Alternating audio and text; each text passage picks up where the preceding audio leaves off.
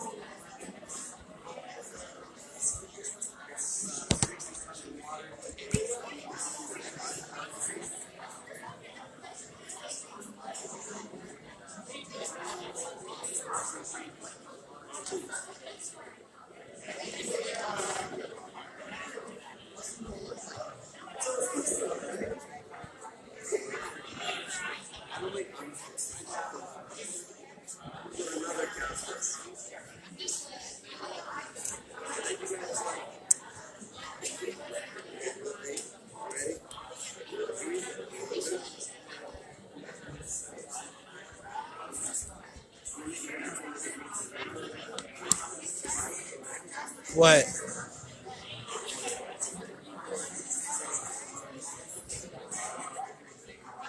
Wait, hold on 1 second.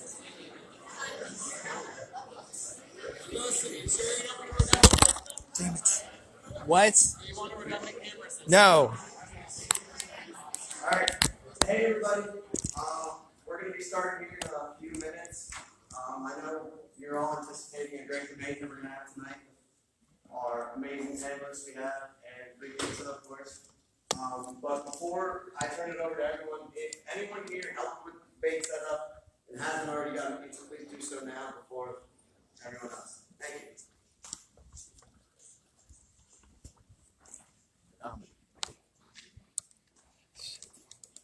Charles.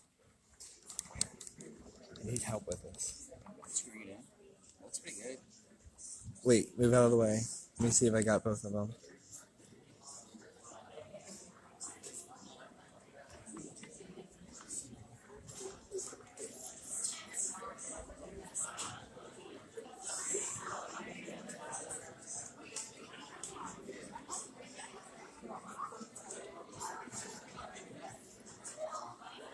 Please? Where is my Alright, so then have her come down here and sit. Alright. And she's gonna have to have a phone.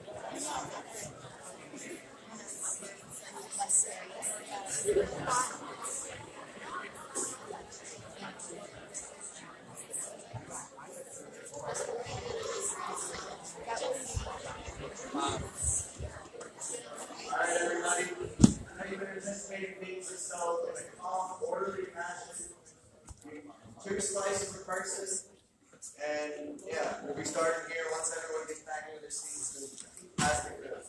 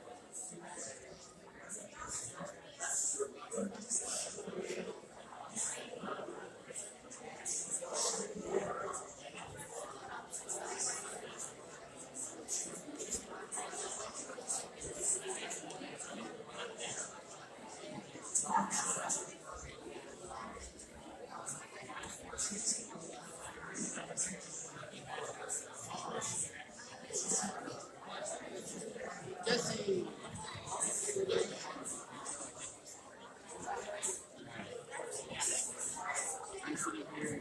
I was going to get there, or you can sit over here.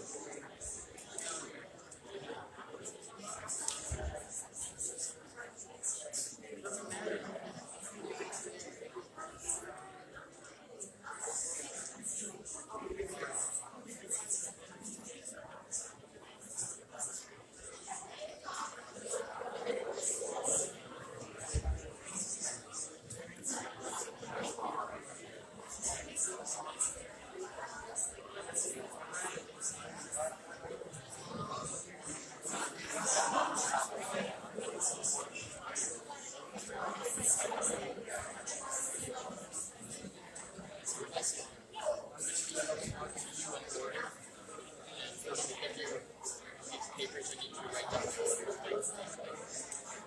opening, closing, topic 1,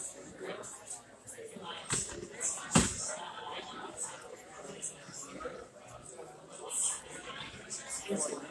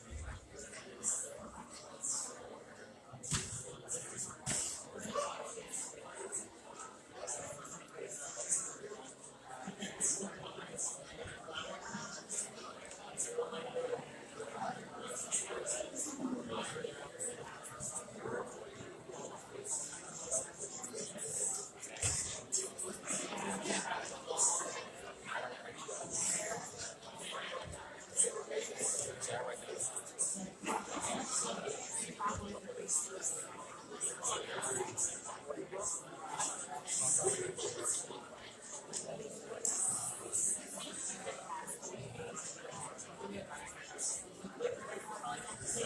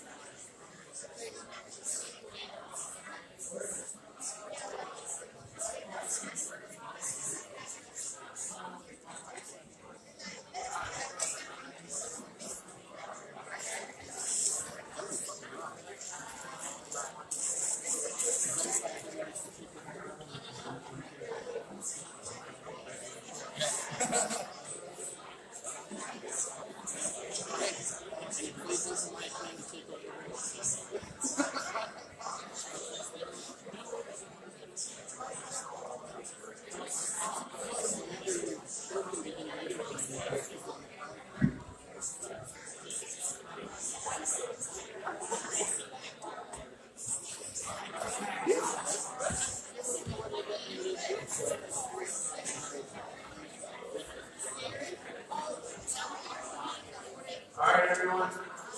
As the last people are getting their pizza and going to your seats, I'll ask you to just remain a little bit more quiet so we can go ahead and get started here. So I'd like to welcome all of you to our Great Debate 9. My name is Michael Langerbrunner. I'm the chapter president of the YAL group.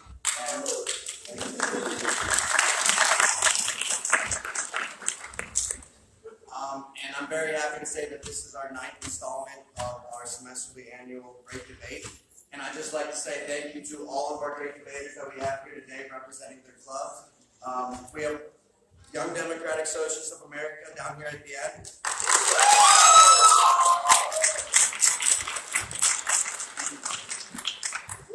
We have Young Americans for Liberty right here.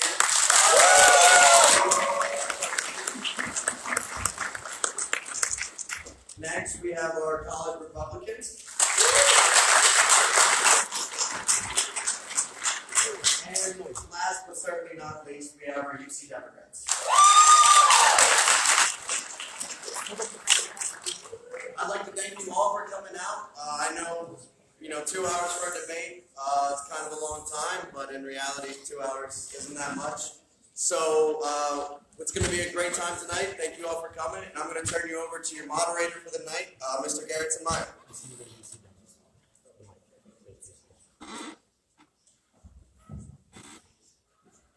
Hello all. Thank you very much for coming to attend. We're going to start off with opening statements of 45 seconds each, and we'll begin with the UC Democrats. All right, so we are the UC Democrats. We believe that the government can and should play greater involvement in securing that people are free, that people have a fair life, and that people have equal opportunity in the United States. No one is looking for equal outcome. We are looking for equal opportunity. And we believe that the best way to guarantee that is that basic services that everyone needs in this country, such as healthcare, access to education, that those are off the table, that those are provided. We believe that we need to protect basic things such as the environment. We need to heavily invest in our future. And we believe that this is the best way forward for both our country and the world.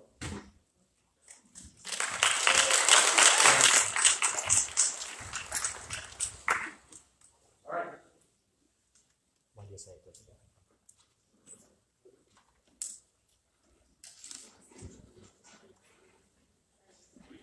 Hi, I'm November Weidman. I'm Emily Chen, and we're from the Young Democratic Socialists of America. Socialism isn't a scary concept. If you're paying for college or working a couple jobs, a $50 minimum wage is not. Might mean that you won't have to skip dinner tonight. That's socialism.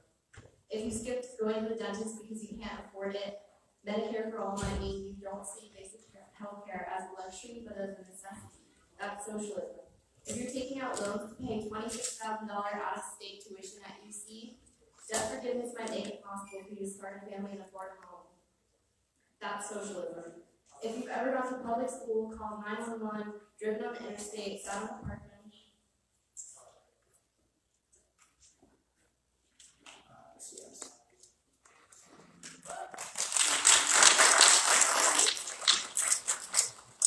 All right, now it's our turn. My name is Jason. This is Raja. We're representing the UC College Republicans. And short and sweet, we believe in limited government, states' rights, and free market solutions to our economic problems.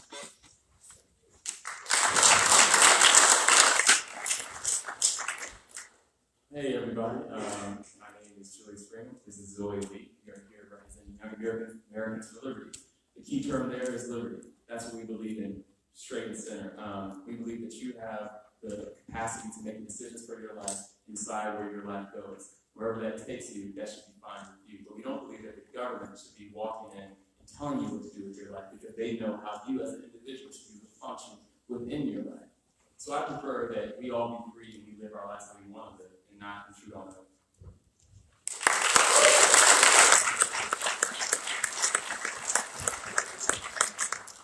All right, and with that, we're going to move on to the topics. For each of these, each group has 1 minute. We will go through each of the 4 groups, and then from there, it'll be as groups make me aware that they have something further to say on the topic. So the first topic is healthcare, and the question being, what is the best policy for the nation to adopt on healthcare? And we'll begin with the College Republicans. Thank you. So essentially, our opinion on healthcare is that we want a free market solution to our healthcare issues. We do not believe that our healthcare system is perfect in this country. That's very evident that it is not. But the problem that we're having is government subsidization. We're having issues with the insurance companies. And we do not believe that a universal system, that a single-payer system is going to solve our problems. The United States is responsible for 70% of the world's medical development, medical research. We have the best hospitals in the world. We have the best healthcare system in the world for a reason. And that is the free market. And we believe in expanding that reason broadly to this sector of our economy to improve drug prices, to improve people's access to health care. When hospitals are able to compete, when doctors are able to compete, that's when prices go down, and that's when people get the care that they need.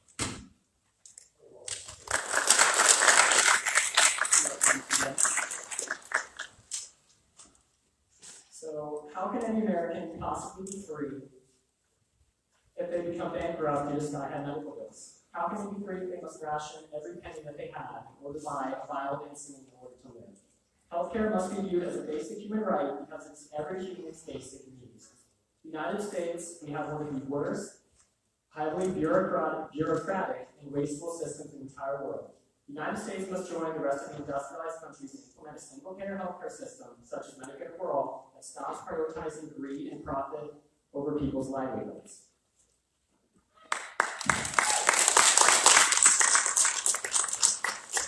Americans for Liberty.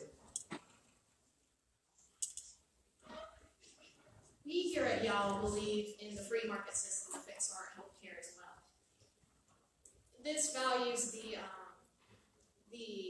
value of life, liberty, and the pursuit of happiness. If the government is telling you that you have to be on Medicaid, a system that only pays for 90% of hospital costs, how are we going to have an efficient hospital system? There have been many doctors, including the YouTuber ZDoggMD, who is in fact a licensed MD, who said that if we implement Medicaid for all system, many hospitals in the U.S. would be run out of business. Doctors would stop becoming doctors because they would not have enough pay to keep that as their livelihood. And we additionally would like to have reform of the AMA system to stop limiting the amount of people who can get accepted into medical school.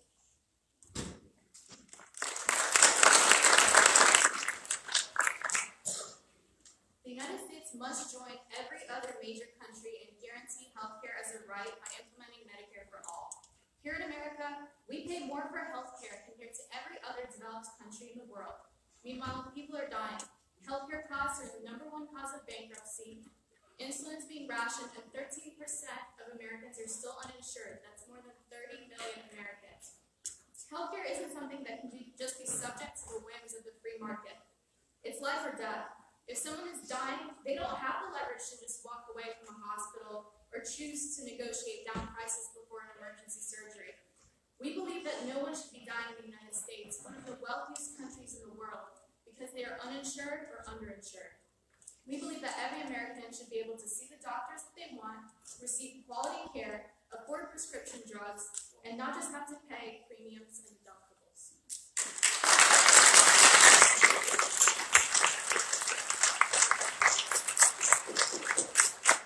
And with that, I'll open it up to the floor if you'd like in next on that. Young Americans for Liberty.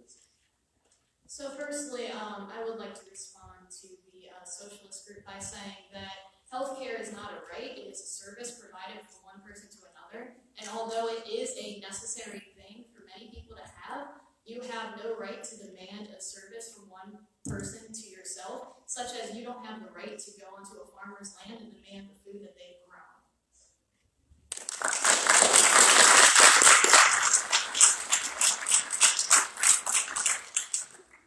College Republicans.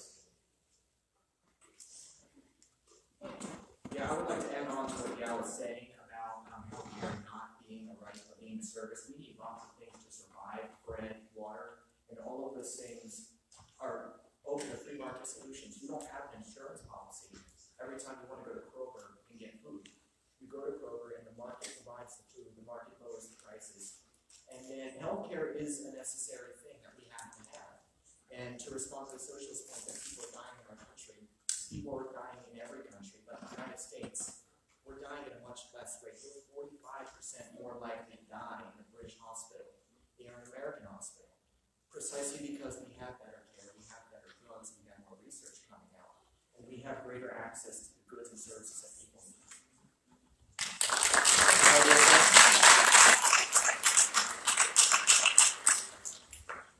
So first of all, about the British system and the quality of care decreasing, we're going to keep all of the same hospitals and all of the same doctors under this Medicare for All system. All that'll change is the insurance. So all of that same quality in the hospitals will remain. Another thing is that healthcare, shopping for healthcare is impossible because demand for it is really irregular and really unpredictable. You really can't choose the body that you're born in, and a lot of the time you're getting surgeries and things in emergency situations where where you really don't have the chance to, be subject to the whims of the free market, as I said in my introduction. It's not the same as like a toaster or a shirt. People that need emergency care aren't able to choose whether or not they get a treatment. And sometimes it's even undesirable for them to choose, as in the case of vaccines. So, for that reason, having a free market system for healthcare is just really wouldn't work.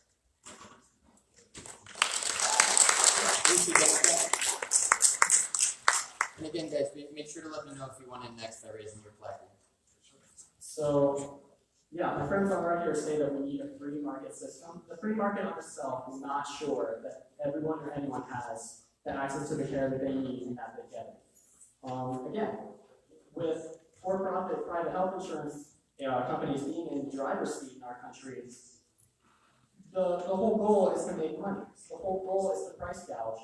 The whole goal is to satisfy executives and their shareholders. It isn't about the patient, it isn't about the well-being of the country. And we know that even with the strides that have been made with the ACA, we still have an extremely wasteful and bureaucratic system. We spend about 15 to 20% of our GDP every year on healthcare. This is simply not the case when we have a single-payer system. When you have a single-payer system, you net save money, and we also get rid of essentially private taxes, co-pays, deductibles, and premiums. So we net save money for people who are getting their care, and also for the country as a whole, and this is much more effective.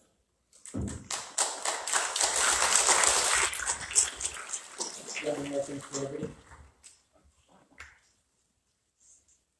So I have a few different points to make. Firstly, addressing the fact that people in this country can't get emergency care.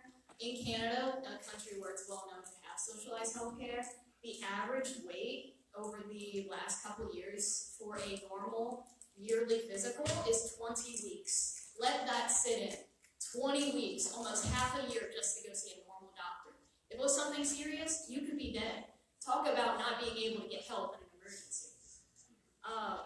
Additionally, almost every country except Great Britain has decentralized Medicare for all. Later on, it was found in Sweden that it wasn't even efficient enough, and they went back to a more private a more private option where people had choices. Furthermore, yeah, that's all.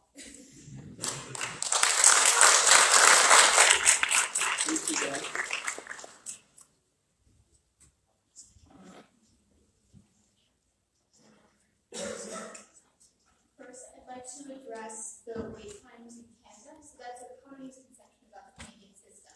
They prioritize wait times based on the deadliness and the emergency aspect of the healthcare aspect. So if you are coming in to the emergency room, for example, with a extremely emergent injury, like you were in a car accident, then you're going to be prioritized over someone who is feeling a little bit under the weather, or it has a more minor, less emergent healthcare need.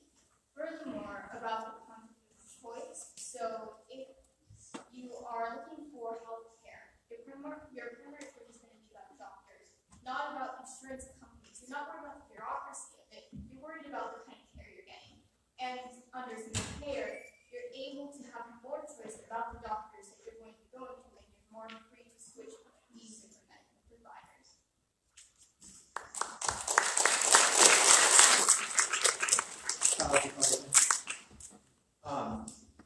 The wait times in Canada, it's a statistical fact. The average wait time for a hospital, if you just walk in, you break your arm or something, is about 9 hours as compared to the average in the United States is about 2. The reality is, the single-payer universal systems, fewer and fewer doctors want to be a part of that. There's very little incentive to do it. The government's negotiating for you. They're fixing the prices. You're not able to negotiate the price for your own labor. In the United States, fewer and fewer doctors are even accepting Obamacare patients, for example. The market's smaller there. Doctors already in the United States are vastly overworked. They see thousands of patients. They spend very little of their time with their patients. And then when you compare even that to a system like Canada, where elective screenings, for example, blood tests, MRIs, Young Democrat, Socialists of America.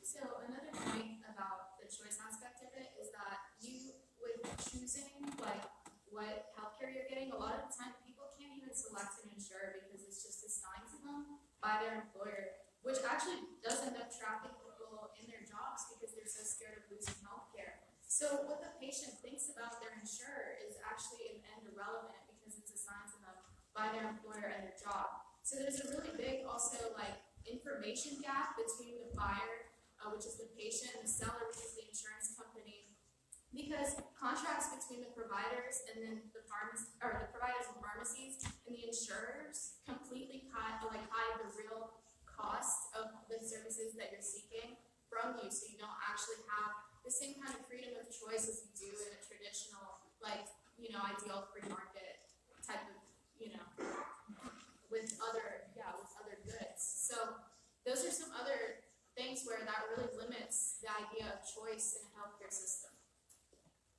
Young Americans for Liberty.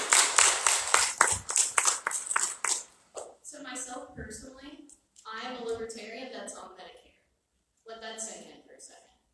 Yes, I am advocating for less government options while I am on Medicare. I am not saying to eradicate public options totally. I am saying that there should be a choice between a public and a private option, and you should not have to pay into the public option if you do not intend on using it later on. The fact that you are required to pay into these systems is a violation of your liberty and of your freedom of choice. Additionally, the constant pumping of money into the healthcare system by the government is the reason why prices are rising. It's just common sense. If you're going to get any amount of money you ask for, why wouldn't you raise the price of different healthcare options? So, something to chew on.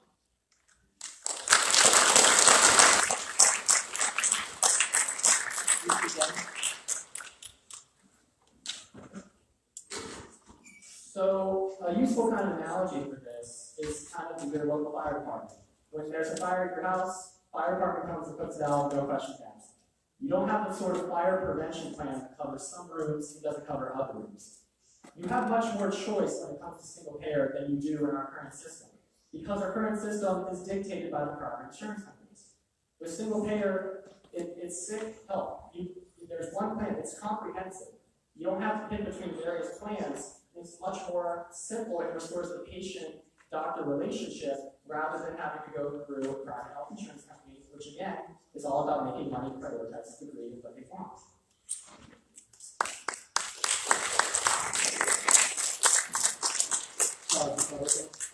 Alright, so I'll have another case study here. LASIK eye surgery, for example. It's elective surgery. Most insurance companies won't cover it. 10, 15 years ago, the technology just came out. The cost of care is about $20,000 in eye surgery. But because it was so expensive and because it was a free market solution, it wasn't an insurance, it wasn't involved with insurance companies. More and more people went to school and became the type of doctors necessary to do that. Now it costs about $3,000 to $4,000. 85% of the drugs approved by the FDA since 1988 came from private research and development. A study by Berkeley estimated about 75% of clinical trials came from private funding. When the government's negotiating behalf, these things just won't happen. If I have a pen and it costs me $50 to make, and the government's going to tell me that we'll give you $20 for it and you have to sell it, I'm just not going to make pens anymore.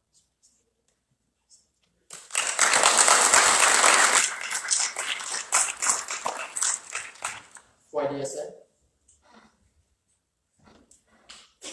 I think that the issue is more so that the pen costs $50 to make, but right now they're selling it for about $1,000 because people aren't able to see. When you talk about LASIK eye surgery, which is an elective procedure, that's different than people that are coming in to an emergency room and to hospitals where they don't have the choice to say, oh no, I'd rather not have this procedure done because without it, they're going to die.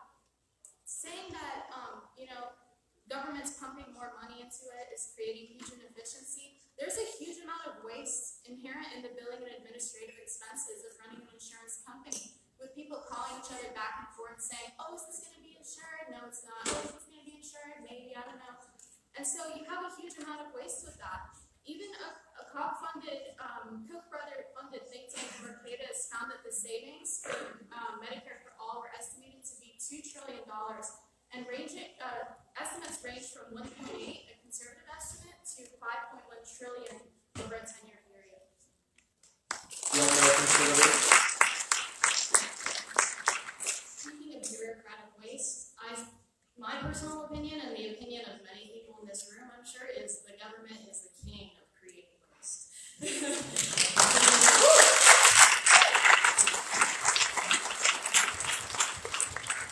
Just filing my own Medicaid paperwork, I was told that everything was in order, just to be told that the county department did not send it to the State Department, resulting in at least 2 months of me going back and forth with them trying to get it sorted out. If that's not more wasteful than a normal insurance company, I don't know what is.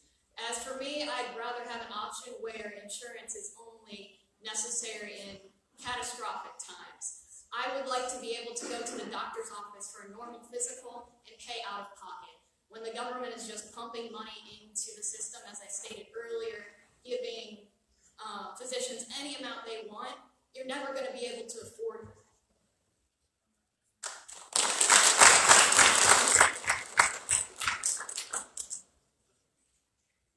UC College Republicans. Right, with the insurance companies, I agree that there should be an option to just pay out of pocket. Cut the insurance companies out, get rid of the middleman, just negotiate on your own with the healthcare providers, with the drug companies. With the example of the LASIK eye surgery, let's expand that sort of mentality and that sort of thinking about these problems to the essential treatments. If we saw what happened with things like that with elective surgeries, why does the logic not hold with essential surgeries? Why can we not make those more lucrative, make more doctors invest in that, make more companies invest, bring in more research, and then bring the cost of those things down, and then negotiate on an individual basis with the providers? Why do you say?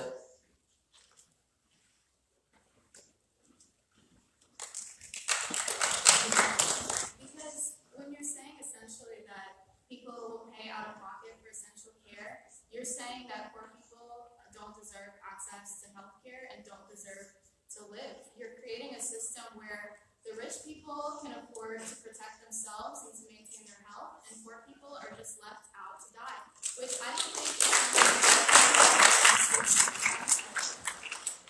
And I think this goes back to the same, analogy that you used with the fire department. Creating a privatized, fire department, for example, would just mean that the poor people have their houses and livelihoods burned down because they can't afford that. There are certain things that the government should provide so that everyone has at least a chance at life, essentially. So.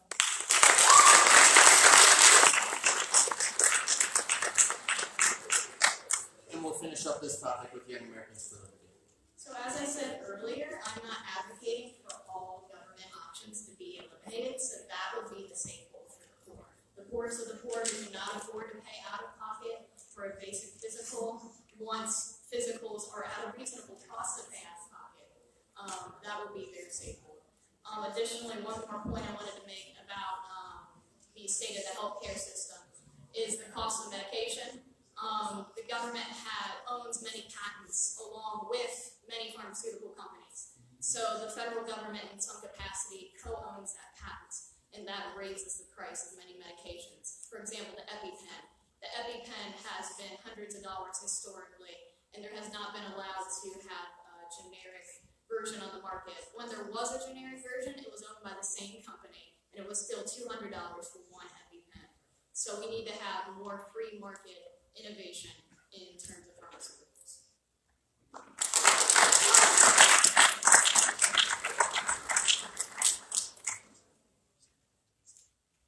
And we'll be moving on to the next topic, which will be immigration. So what is the best policy for the nation to adopt on immigration? And we'll begin with Young Democratic Socialists of America. So we believe that the U.S. must create a dignified path to citizenship for immigrants and those seeking asylum in our country. one that doesn't value human beings solely on how much money they have and how much they can bring to our markets. We also support the expansion of programs like DACA, DAPA, and sanctuary cities, which protect people from the devastation of deportation, potentially ripping mothers away from children and splitting up families.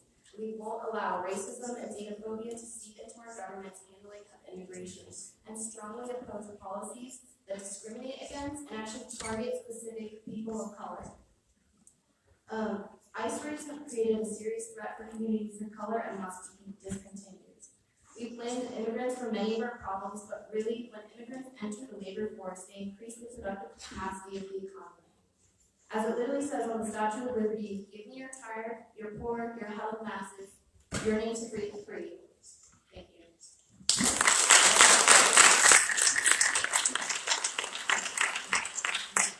Next up, college Republicans. Right. So we are not against in any way legal immigration. We actually believe with the socialists that we need to simplify our process for entering this country legally. And we think right now it's ridiculously too long, 10 years on average to get your citizenship. But we are completely and totally against illegal immigration, sanctuary cities, or any policy that would facilitate or accommodate that. We are a country with borders, and it's a national security question at that point. We cannot be letting people in along our southern border, and I can comment on that later with some certain things going on there. There's a difference between coming here for better opportunities and seeking political refuge. Seeking political asylum is an international right that's recognized by international law, but only to the nearest state country. And with these massive groups of people coming in our southern borders, this is not the case. UC Dennis.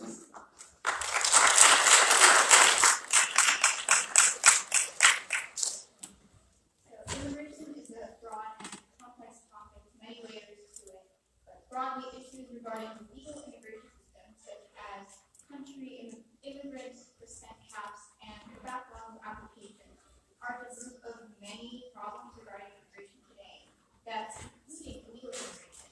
Instead of being reactive, we must be proactive in terms of our relations with other countries and their domestic issues.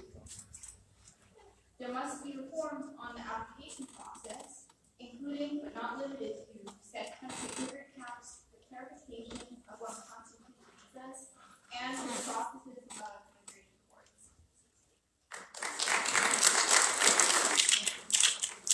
And Young Americans for Liberty.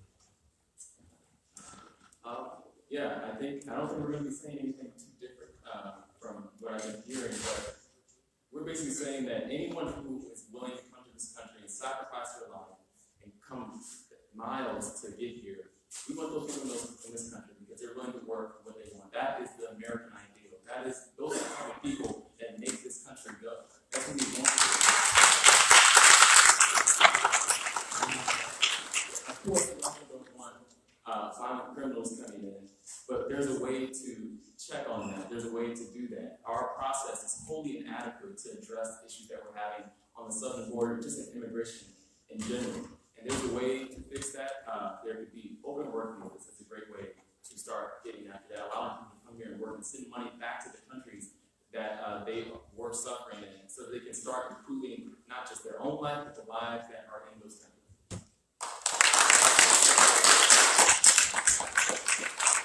Yeah, and I think that one of the main issues is that a lot of people are crossing the border illegally because there is just such a large amount of administrative waste when it comes to processing people that are seeking asylum. Court dates takes weeks, and people are being held in facilities awaiting their court date, or just being released and being told to come back later. If we were to simplify that process and make it more efficient, we would greatly reduce the number of illegal immigrants or undocumented immigrants in our country.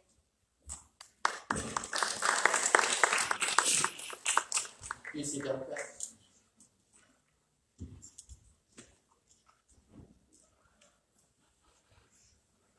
So I want to build on that. So first of all, I want to go back to what I mentioned with country immigrant percent caps. So there's a cap 5% on how many immigrants are allowed to enter per country per year. So that means countries like Mexico, India, China are on equal levels as countries like Luxembourg. That is not even remotely equivalent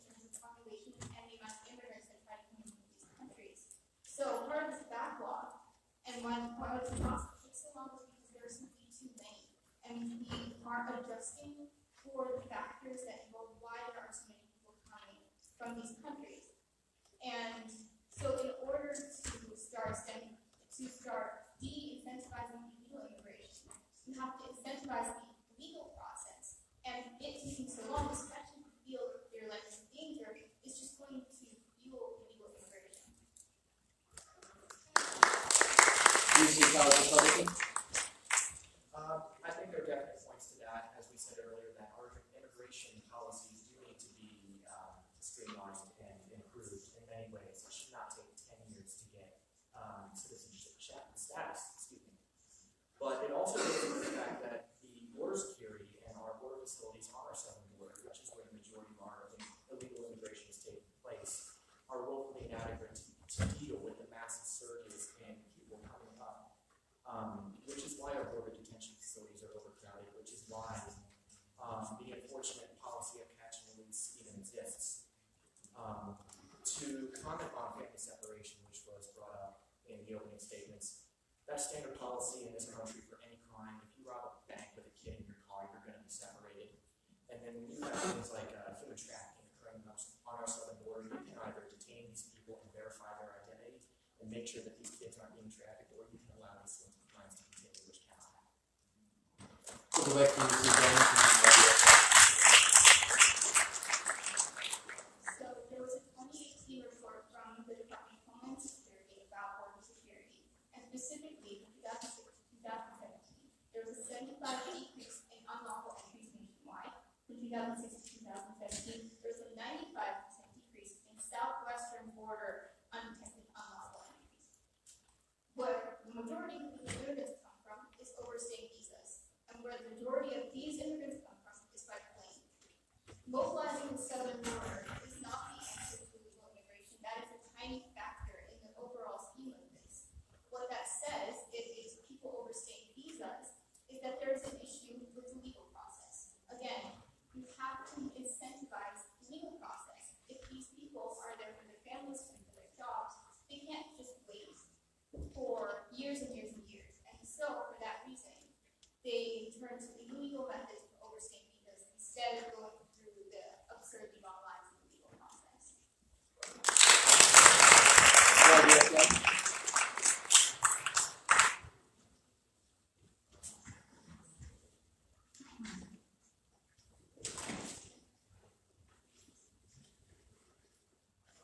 So we just want to emphasize that, I think UC Democrats said this as well, but the problem on our southern border is actually much less of a problem than we actually think it is.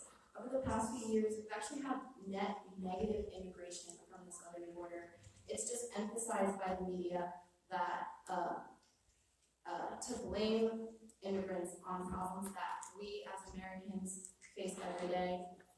It's sad, but it's what happens. And we use inhumane tactics to deport and target people who really aren't really doing any harm to us at all. We've split up thousands of parents with children, and we house children for weeks and weeks whose parents have been taken away in deportation facilities, in housing facilities that literally don't even have basic necessities like toothpaste and toilet paper. We're just advocating for the government to be responsible for these people, even though necessarily they might not contribute as much as we think they would, but. Young Americans for Liberty.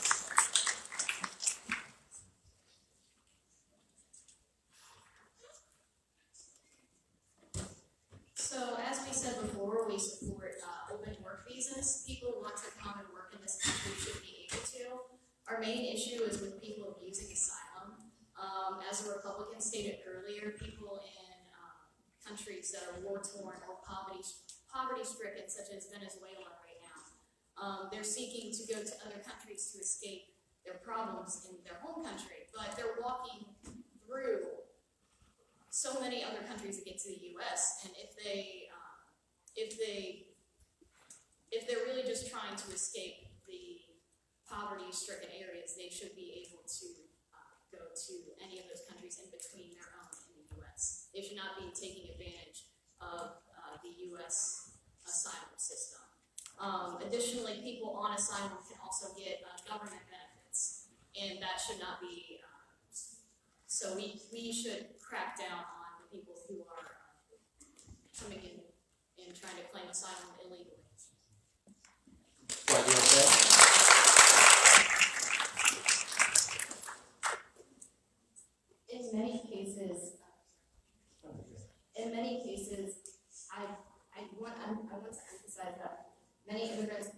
or people seeking asylum aren't using us to get what they want.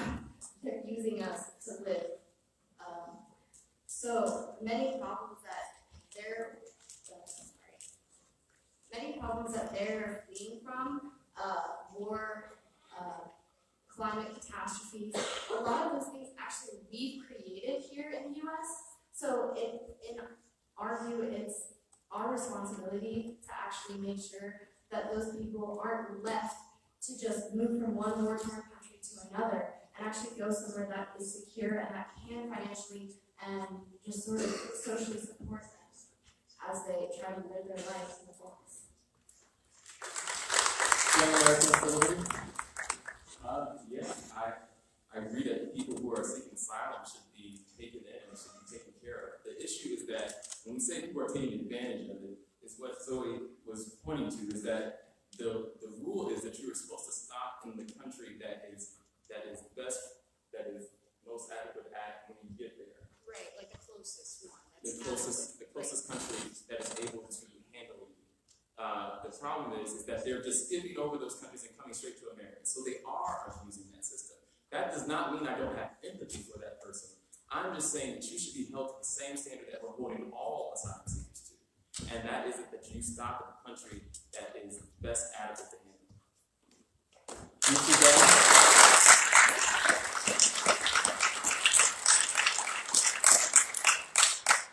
So when it comes to asylum seekers, there's a key difference in motivation between asylum seekers and immigrants. Asylum seekers in general are fleeing. They don't necessarily want to leave their home country. And when it comes to this idea of stopping in the next country, the issue is that this entire region is being plagued by violence, different types of violence, whether it's due to economies collapsing or violence from drug cartels. So, for example, most asylum seekers on the southern side come from Mexico, El Salvador, Honduras, and Guatemala, but the countries between them and the U.S. are not necessarily very much better. Look at Mexico as the main divider between them and the U.S., and they are being completely ravaged by violence. And so the issue isn't necessarily that we don't want to stop, it's that they're not any safer in these countries that they're stopping in.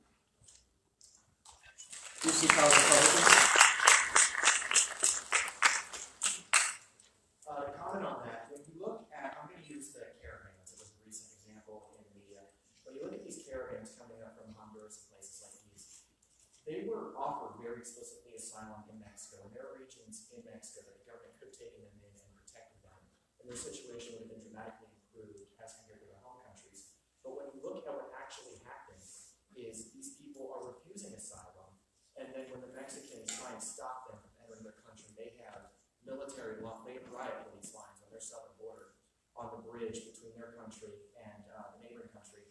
And these caravans are directly assaulting these government forces, and you have outright battles on their way from the south up to the southern border, and then again when they get here. There are countries that they can go in between the United States and their home countries where they can be offered asylum, or they could go to places like Brazil or whatnot, countries that are offering asylum that can take them in. And we've already established that our facilities are not able to handle the massive amounts of people we have arriving here. And if we do let them in, we don't have the facilities to house them and take care of them.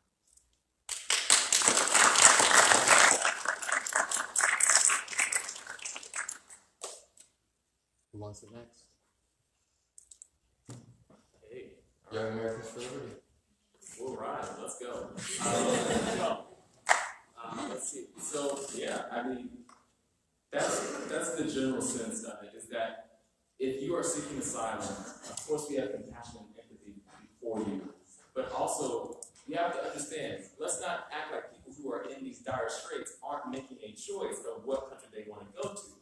That they just because that country is a little better, I could go there, but I want to go to the land of the free. I want to go to the home of the brave. That's where I want to go. I want to go to America. That's the place I heard about. Those are the people that I know. That's where I want to go. But that is not how this works. We have a rule set in place because we are not in the space that we can adequately handle all these people. We would love to be able to take in as many people as we can, but we are not in the space to do that. So it is not to look at us and say, bad Americans. Take all those people, take all those millions of people at your border, clamoring and fighting to come into your country when we aren't able to do it. So you're putting this weight on us for something that we can't handle and that we cannot control, when they have the option of going to other countries, and they're abusing that, even though we still have independence. Thank you.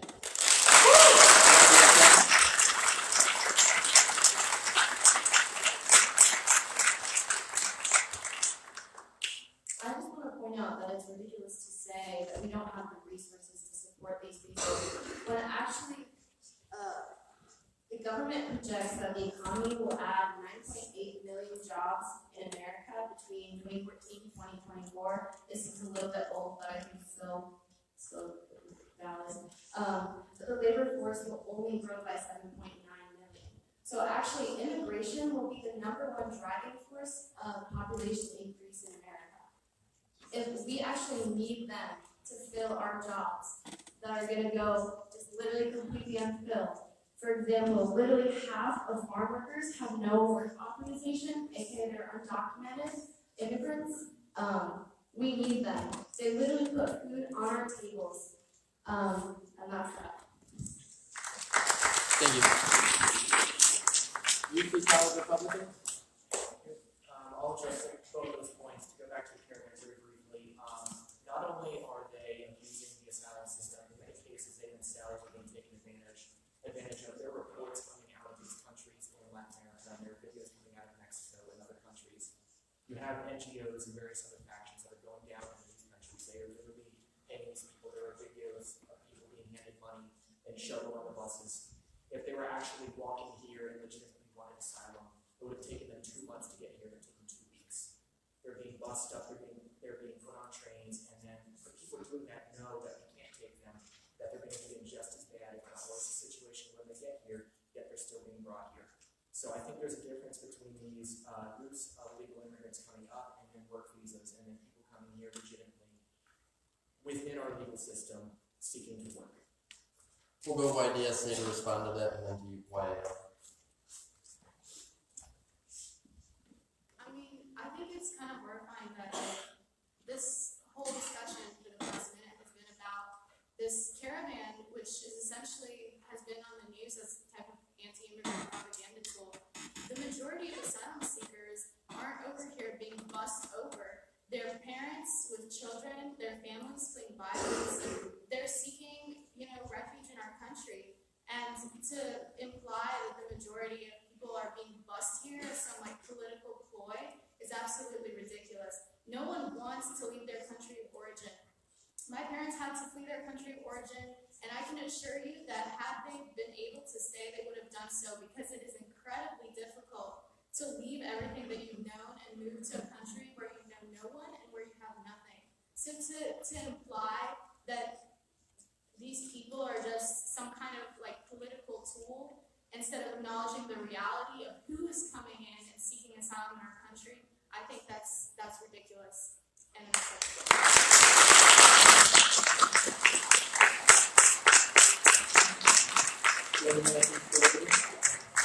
So I want to tie together several points that I've heard in the last few minutes.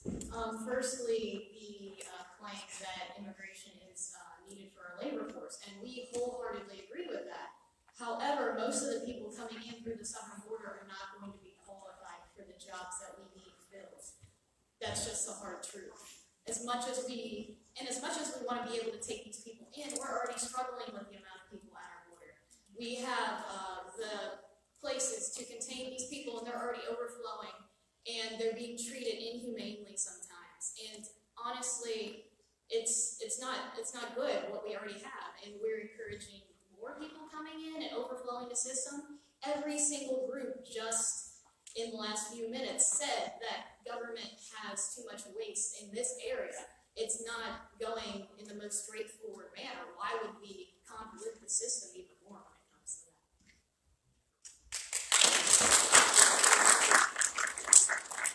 YDSA?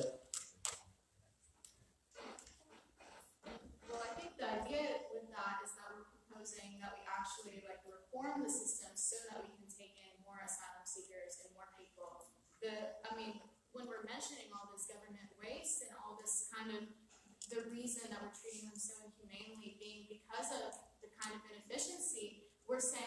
why don't we simplify that process so we can actually take more people in? I think that's where we're coming from.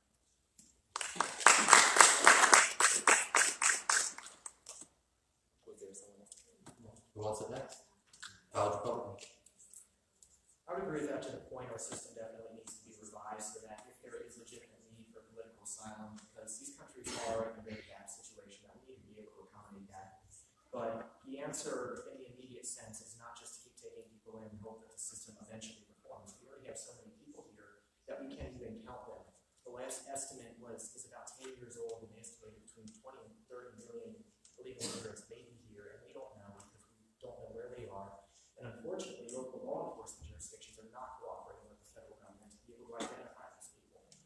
So as long as our border facilities are so inadequate and we cannot house these people, the answer is not to continue to incentivize them to continue to come and continue to make a trip that is extremely painful. And we do have absolute sympathy for the people crossing Mexico and coming up. Estimated 30% of the women that make that trip are raped or otherwise sexually assaulted. They are being taken advantage of the entire way out. And we cannot continue to incentivize that and allow more people to continue to do that and continue to put themselves in harm's way. And we'll finish up this topic with one more. Yeah, I don't, if we're talking about reforming the system, I don't think we disagree. I think that the issue that we're disagreeing on is that we should just let more people in and then hope as we work to get it reformed. I think that's just going to elongate suffering for those people who are trying to come to this country. If we are not able to adequately and sufficiently house, take care of, and provide for those people, their suffering will just add on to the homeless people that we see in all these major cities in our country already. And I don't think we want to see that. I don't want to see people come and suffer and fight so hard to get here, and then get here, and then suffer even more. And now that they're here, now they really have nowhere to go because they've already made it to the better place, and now they're still suffering. I think that is not a good way to rectify this situation. I think the best way to do it is to make sure that we have the resources in place to address the issue that we're having before we start just letting in more people. Letting in more people is not an adequate adjustment.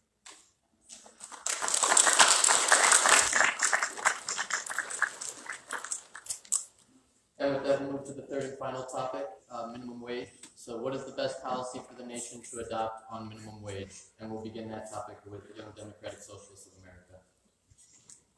Thank you. So as Democratic Socialists, we believe that the government should adopt a policy of gradually raising the minimum wage to $15 an hour, and then resuming the policy of increasing wages with inflation, which was the norm before the Reagan era. To us, it's absurd that minimum wage is even a political issue at all because every other developed country with a minimum wage has a commission or formula that evaluates and redetermines it every year or two. Nearly all of them involving economic experts instead of politicians paid off by big business. Over the past 40 years, the cost of living has increased significantly while wages stayed relatively flat. Meanwhile, CEOs are paid 1,000 times more than they were in 1978. The rich get richer and costs continue to rise, while hardworking people are left unable to afford basic necessities. At this point, economic growth in this country is reserved only for the rich, and it's absolutely unsustainable to expect our economy to thrive if our workers are left behind. We must standardize wages to make sure that the opportunities are equal across state lines. People who work over 40 hours a week should not have to live under the poverty line.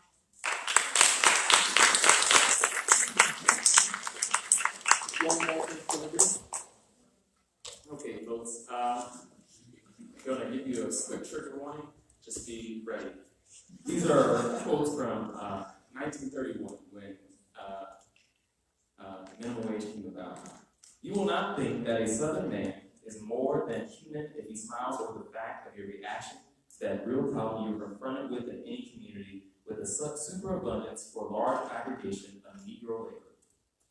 It is, second quote, it is much better to enact minimum wage law even if it deprives these unfortunates of work. Better that the state should support the inefficient wholly and prevent the multiplication of the breed that is than subsidize incompetence and unthrift, enabling them to bring forth more of their kind. So if you don't pick up what's happening here, they're talking about that they want to bring about minimum wage so that they can, because their jobs are being taken by black workers. Now, what I'm not saying is that YDSA and people who are supporting minimum wage their intention is racism. But what I am saying is that I think they'll pick up on their impact is the same. That the people who they are trying to help are going to be hurt by the very laws and rules that they are trying to implement. That the minorities that they are trying to help will be impacted negatively by minimum wage. And that's the point I'm trying to make.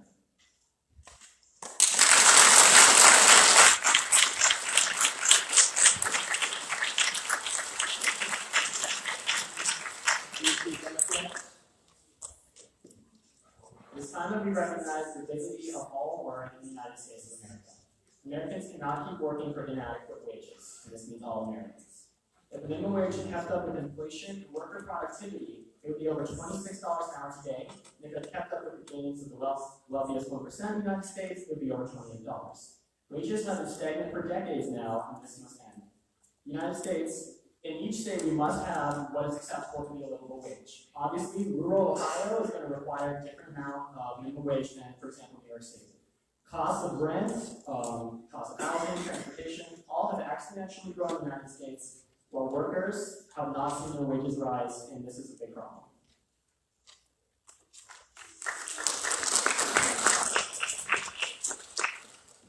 All minimum wage does, there's a constant competition in the market here between skilled and unskilled labor. So the reality of minimum wage, there should be an economic argument, and unfortunately this has been turned into a moral argument with the misguided belief that the wealthy 1% of the business owners go into their back room at the end of the night and bust for the gold that they're still around in because of their successful policy over the last 500 years of keeping the minimum wage low. The reality is that there is a finite amount of money that can be spent on employment, and when you artificially raise the minimum wage, that does not cut into the employer's bottom line. That either gets compensated with a reduction in the hours of the staff or a reduction in the number of people hiring. All the minimum wage does, in practical effect, is block poor people and unskilled people out of the economy and lock them out of the jobs that they need most.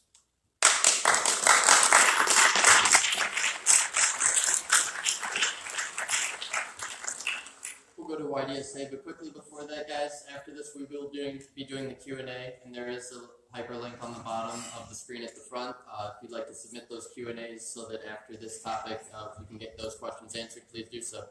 YDSA. So, with the argument that employers will just, cut jobs or cut hours to make up for the rise in minimum wage, is that workers are already being paid way less than what their market value is worth, and higher wages actually reduce employee turnover and reduce costs of training associated with that kind of turnover. Also, workers that are working 2 or 3 jobs right now to sustain themselves and support their families can reduce their hours, opening up employment opportunities for other people. In 2014, there was a study done on states that raised their minimum wage versus states that didn't. And actually, they found that states that raised their minimum wage experienced more job growth than states that didn't. It was a 0.85% increase compared to a 0.61 increase. This was done by the Center of Economic and Policy Research. So essentially, while you might think that employers will just have to cut into other parts of their business, with a lot of businesses, workers already represent such a small proportion that the increase in minimum wage would be made up.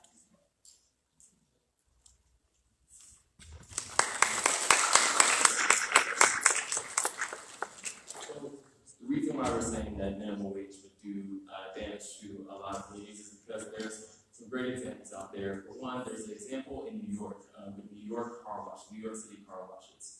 And a few years ago, the mayor and the governor said that car washes were exploiting their workers and that they needed to make it $15 an hour. And so they got unions together, they went to work, and they went on a great fight to bring $15 an hour wage. Guess what happened? Almost every small business that was a car wash closed, or they sold their lot to make up for the money that they were losing. And then the big businesses that could afford that $15 minimum wage, they automated and then made more money because the other businesses closed. Or if they were a small business and they found a way to make it work, all they did was just automate. So they took the jobs away anyway. So what happens is that either you lose your job or you lose your job. Or if they have money, they just swallow up the smaller competitors. And it eliminates the free market, it eliminates small business, it eliminates that entrepreneurial spirit that makes America thrive and what makes it go. It eliminates that whole process.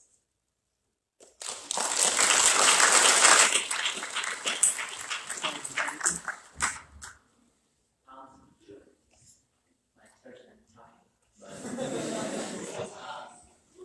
I think with the minimum wage, one thing you have to understand about poverty is that most people aren't in poverty because their wages are low. They're in poverty. The main things that get the person out of poverty is getting the skill and then saving some money. And if you stop someone from saving any money, then they can't get out of poverty. So, and the minimum wage doesn't actually address that. And secondly, on the thing about employment rates rising, that's actually kind of misleading because the people who got jobs weren't poor people; they were people like us. Poor people actually got less jobs, and more kids like us got more jobs. So it actually kept the poor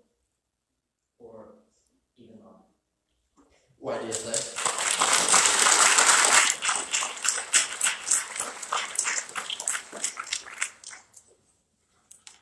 So right now, America's federal minimum wage at 38% of the median income is one of the developed world's lowest, and so it comes out to about $15,000 a year of full-time work. So basically, when we raise the minimum wage, people will have more money to spend, and businesses that rely on consumer spending. And so with this increase in wages, people will be able to participate in the economy.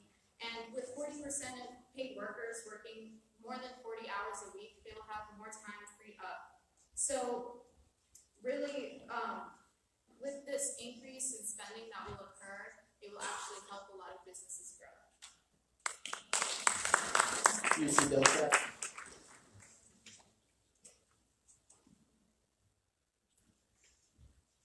So the current federal minimum wage of $7.25, which has been kept artificially low, it hasn't, I don't believe it's been risen in over a decade now. It's enough to put you below the poverty line. 22 states do not have a minimum wage on the books that's high enough to put a full-time worker above the poverty line.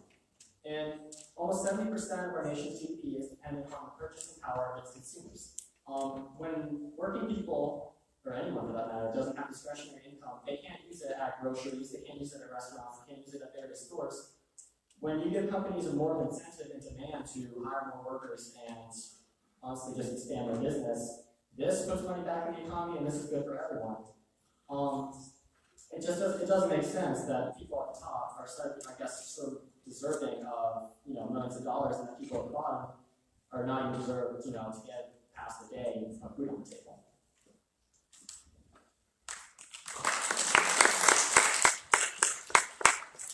Minimum wage does not actually govern how much money a person makes. It only governs how much money a person makes in an hour.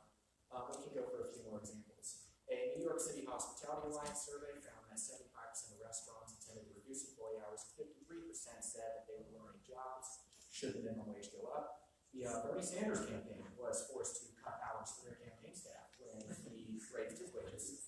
28 stages raised minimum wages between 2003 and 2007. And there were no traces found of lower poverty associated with these wage hikes. There was just an article on CNN that came out yesterday that Target raised their wage and employees got their hours cut and jobs were lost. There's another case study with American Samoa. This happened. They originally did not have a minimum wage requirement, and then that was artificially imposed upon them. 30% of their economy was composed of tuna canning. And when that minimum wage hike came into effect, what happened was that all of the workers just lost their jobs. So their economy completely collapsed and went into depression, and they had an unemployment rate of 30%, just because the minimum wage hike affected a sector of their economy that comprised 30% of their economy. And and so many jobs were lost because it raised them so arbitrarily above the market value of that work that they weren't able to support it. So.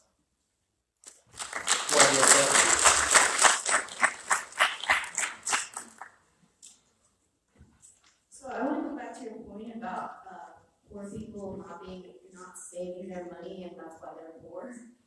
Because many of these people can't actually afford to do things like invest in homes that generate money and get passed down, generations and generations, and invest things that YAL and Republicans love, like investing.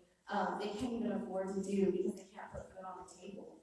Actually, the Department of Housing and Development recommends that a family pay no more than 30% of their income on housing, so they can afford other necessities like food and clothing and transportation and medical care. But they also found that 12 million households pay more than 50% of their annual income on housing. And full-time workers earning the minimum wage can't even afford local fair market rent for a 2-bedroom apartment anywhere in the United States.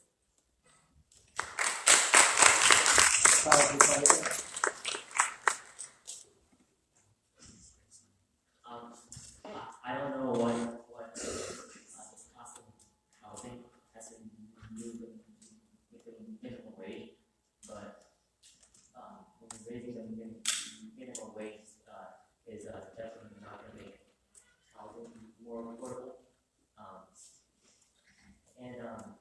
On the, I think you have to emphasize that minimum wage doesn't actually do anything about poverty.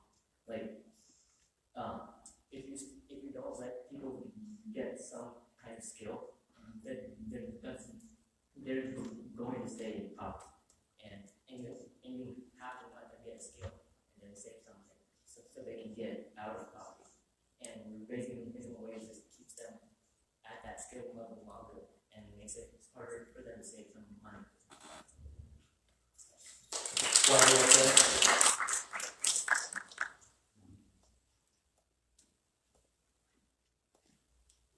But raising the minimum wage would actually help those people gain the skills they need with the increasing cost of education. And you see it with UC's tuition. Having enough money to afford an education is so important for people to gain those skills. And having a higher minimum wage also increases incentives to take jobs, which reduces the need for food subsidies and welfare. And I thought, college Republicans in YAL would love this, that according to the Economic Policy Institute, raising the minimum wage by just a few bucks would cause 1.7 million Americans to no longer rely on public assistance and reduce government expenditures for those things by $7.6 billion. So in that way, it would really help those who are living under the poverty line and can't afford that education that they need, and it would also incentivize people to take those jobs. So.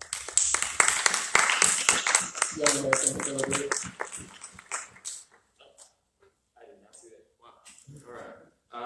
So with the poverty cycle, it's a bit of a myth. If you want to reduce housing costs, that's another thing that we can ask the government to stop regulating so much. One of the reasons housing prices are so high is because the government won't allow companies to build houses in certain places because this has to happen. You have to have this type of window, you have to have this type of bathroom, you have to have these kind of lots. Those are the type of things that also impact that. So maybe not raising the minimum wage, but addressing the regulations in housing might be a third point. And also, when I talked about it impacting communities negatively, one of the communities that it would impact negatively would be community of people who look like me. Young black teens are one of the highest unemployment rates in this country, if not the highest, it might be the highest. But that community would be impacted negatively by this. I don't think anyone has adequately addressed that point, that the very communities that are trying to be helped by this process, by raising the minimum wage, are the very ones who have been hurt throughout history, and were the very ones it was created to hurt.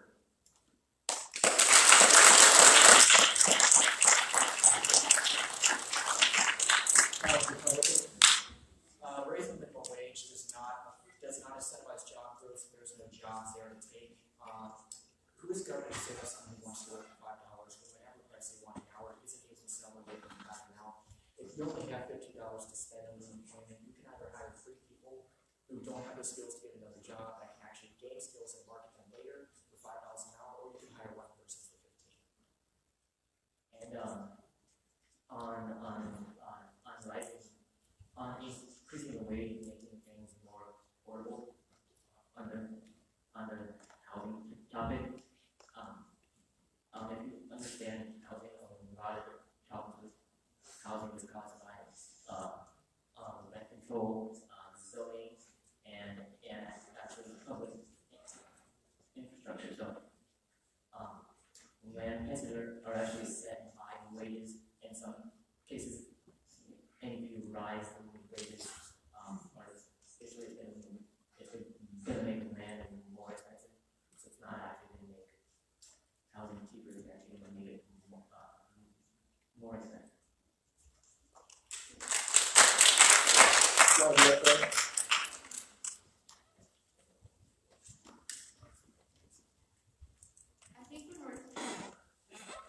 think when we're talking about like artificially raising the minimum wage, we have to remember that the federal minimum wage has actually been artificially kept low at $7.25 an hour for the last 10 years, and due to inflation, it's lost about like 16% of its purchasing power.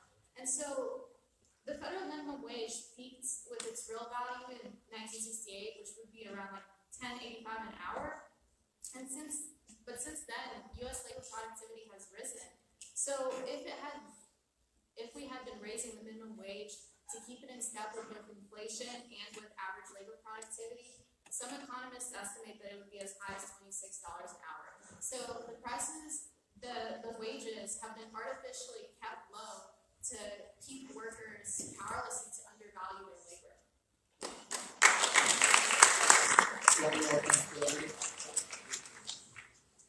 So when it was said that the minimum wage has artificially been kept low, the minimum wage is a man-made construct.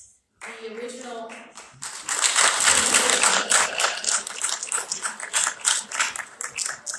minimum wage is $0.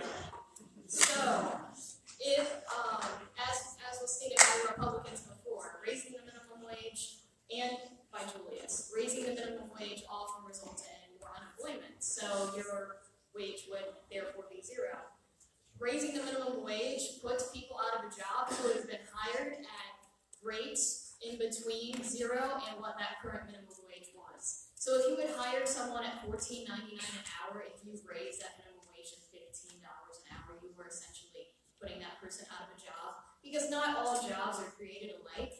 For example, if you're in an internship program, you are still learning about the concepts of your job. And when I was doing my co-ops, I knew that I did not have the skills that the people who have been working there for 10, 20, 30 years had. So therefore, my work was inherently worth less than the others. So if you are telling people that it's illegal to work for anything below a minimum wage, you are disenfranchising many internships, apprenticeships, and things that have been historically been very beneficial to our society for learning and growth.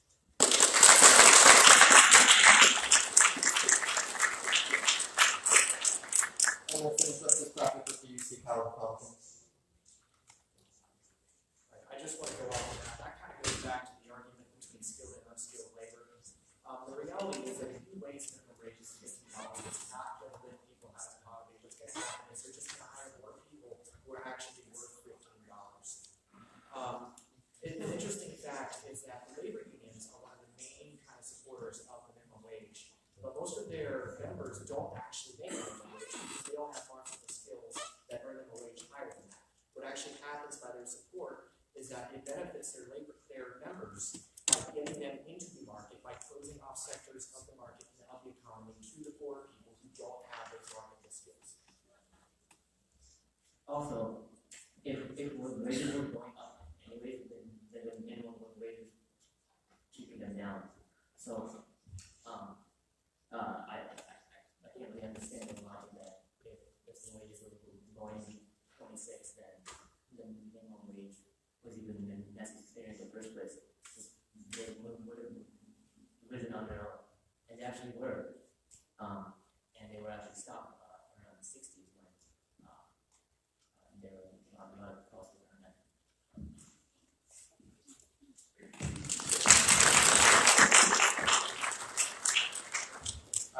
very much, debaters. From here, we're going to move into the question and answer section.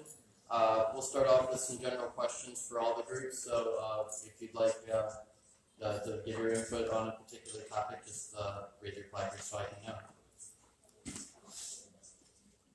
So the first question we have in the Q&A session is hate speech something that should be restricted by law?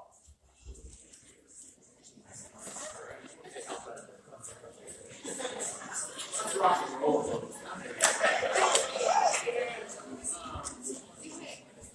All right. So the question is, should hate speech be Restricted by law. restricted by law? I think we have to decide what we're defining as hate speech. I know that's the common go-to, but I really want to know who can define what that looks like and what that is and what that means for different people. Honestly, I think people should say what they want to say. I don't really care. I don't let people get to me like that. I think that people should be educated on how their words impact people, but should people be forced by because remember, all laws are enforced by a gun. Should people be forced by a gun, by the end of a gun, to be speaking a certain way? Should words be limited to that? I don't think so. I think people should be able to say what they want to say. People should be educated on how their words impact people and how the history behind those words impact people.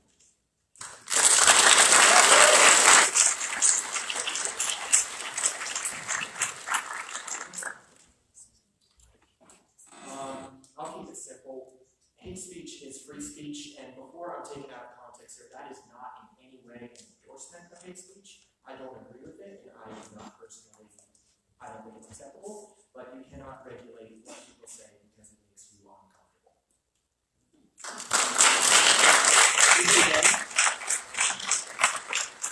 So obviously when hate speech comes to direct threats of violence, that's obviously wrong, and that must be, action must be taken anyway. But yes, there is a reason why Illinois Nazis, are allowed to do a thing, because we do recognize that we have various forms of speech in this country, and many of which we're certainly not going to agree with, and that we will strongly disagree with. But obviously, when direct threats of violence arise out from hate speech, that's unacceptable. But in general, when it comes to especially symbolic speech such as this, it can be tolerated, and it does really depend on an informed and well-engaged society to recognize what really is and is not should be acceptable.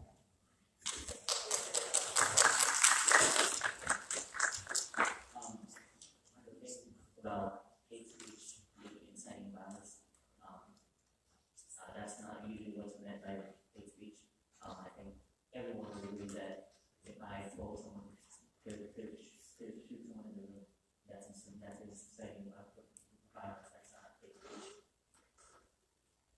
Hate speech is generally understood as just words, like saying things that are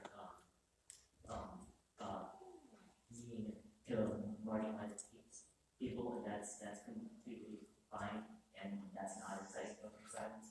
So I think leaders, countries spending hate speech for something is fine.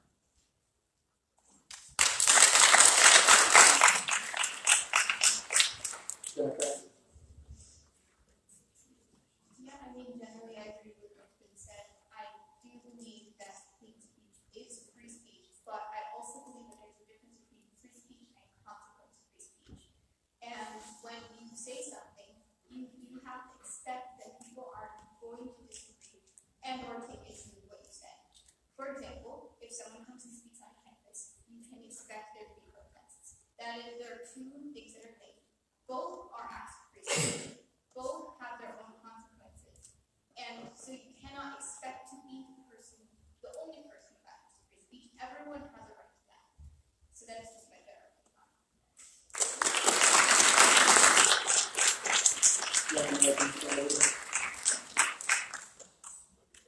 Yeah, I actually want to ride on that too. That if you're saying things that are hateful, that doesn't mean that free speech doesn't mean that people don't get to respond in a hateful way to your hateful words.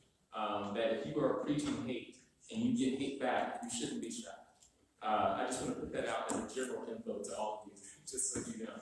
If you are saying hateful things to someone, if you are cursing at someone and they curse back at you, don't be shocked. If you are calling someone out of their name, if you are using racial slurs and they use one back at you, don't be shocked. everyone has that right to speech. That's what makes us happy and love. Yeah. So that's America, baby.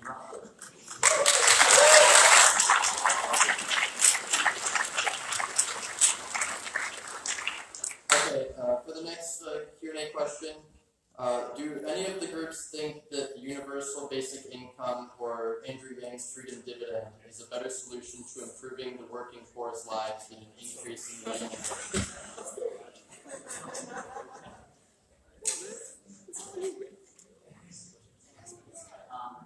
Look, I think it can be a good thing from a less income perspective, but that it can be used to reduce regulations and to get and these actual poverty programs that keep you in poverty, that don't help you save, that UBI can be good in that way, that it actually lets people save and do what they want to with money. But it is a logistical nightmare right now. It's extremely expensive, and I'm not exactly sure how we're implementing it.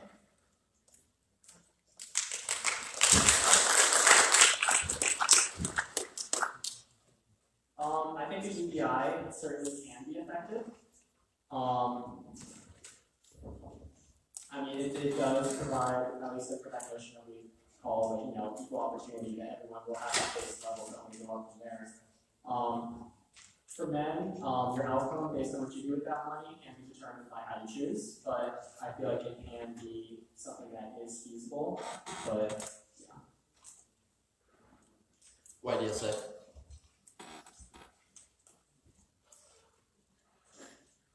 I think the issue that I have with problems with programs like UBI are that it comes at the expense of existing social security nets, and we know at YSA we do love government programs and assistance for lower income people. So I think when people talk about UBI being implemented and everyone getting the same, it comes at the expense of those other programs that are doing so much. So for that reason, at least the way Andrew Yang has proposed it, UBI just isn't very effective for me. So.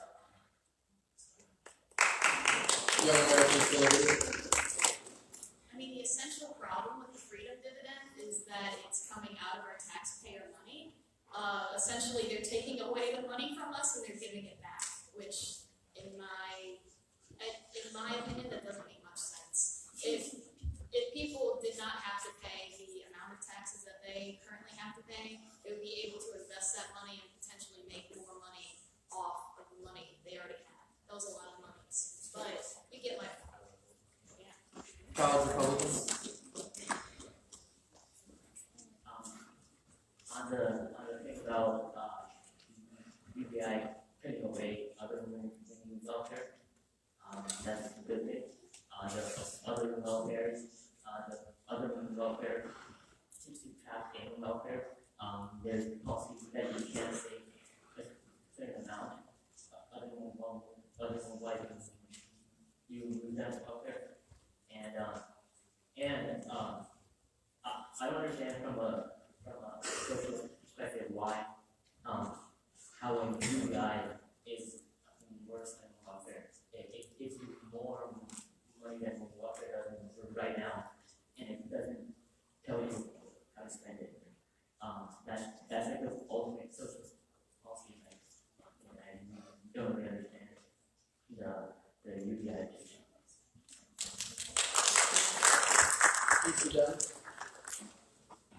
Yeah, so UBI to me is one of those policies that sounds really great in theory until you try to implement it. So I just don't see this country ever being quick to completely change everything that's already been established and go to this completely new form of providing basic equality. There's so many issues that come up when you try to look at how you can actually write this into existence that it seems like a talking point to me and not so much an actual potential policy point.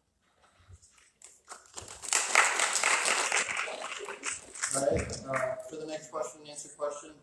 What are each of your group's thoughts on the millions and sometimes billions of dollars that we send overseas to foreign countries?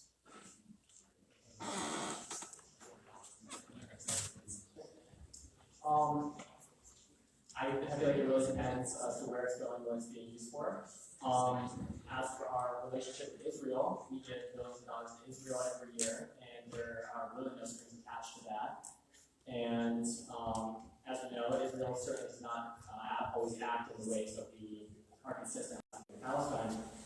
I believe that when it comes to the aid that we serve, that it needs to go to the right places, that it, yes, does value human rights, and it does value fair economic building among nations, and that it's used in a reasonable and responsible way, also in the waste stuff in the environment.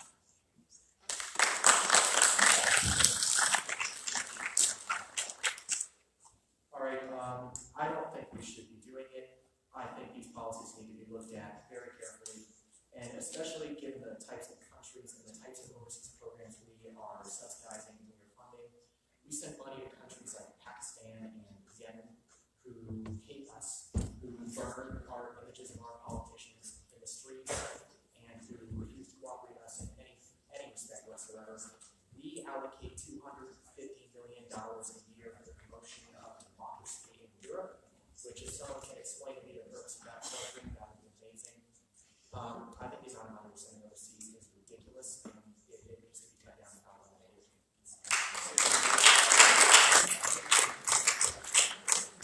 Just go down the line.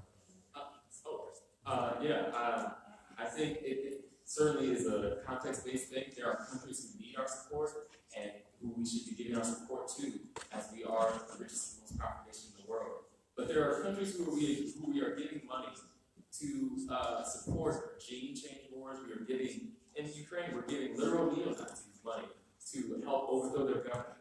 Like America has a weird thing with money. Like we just give it to whoever will make us more powerful for some reason.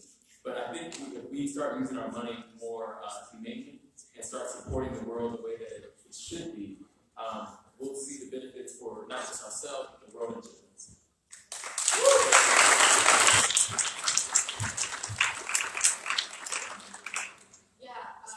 Kind of a big question if we're referring to our military and sending weapons overseas and things like that. Obviously, that should be cut down.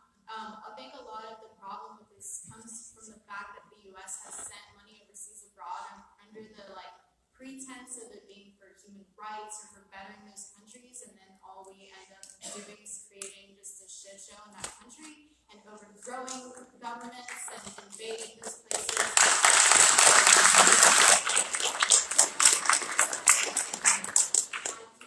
I mean, that should be cut, but as you said, I mean, there are good causes out there, so yeah, it's very context-based.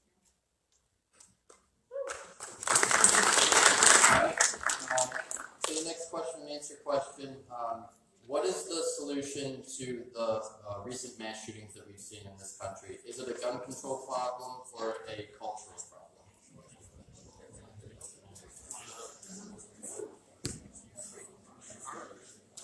All right, we're rocking this in, folks. Let's go. So I think let me pick one thing, and then as we go, I'm sure we'll be going on this one for a little bit. So let me go with this. I think that our media is sensationalizing this. I think that when you see school shootings and then you see the person's face plastered, it has this copycat effect. Where people see that and they want that glory. They want that feeling that they can cause fear around the country and around the world, and that their name is forever enshrined in the world, and this is a fearful person. I think if our media started focusing on victims more than they are focusing on the committer of these violent crimes, that we would see a significant drop, because it tends to follow that trend that the more that the media sensationalizes it, the more you see. So I think that would be the first place to start.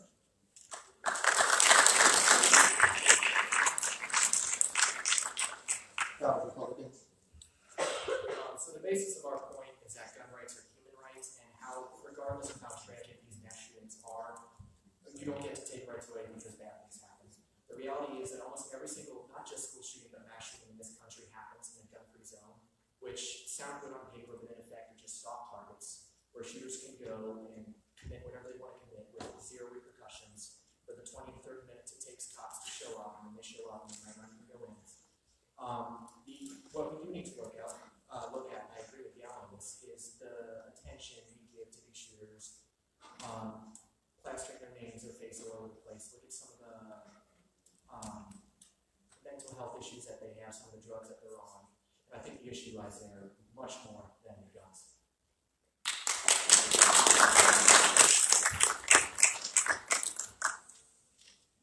So, first of all, I believe that some weapons, such as AR-15s, have no business but safety.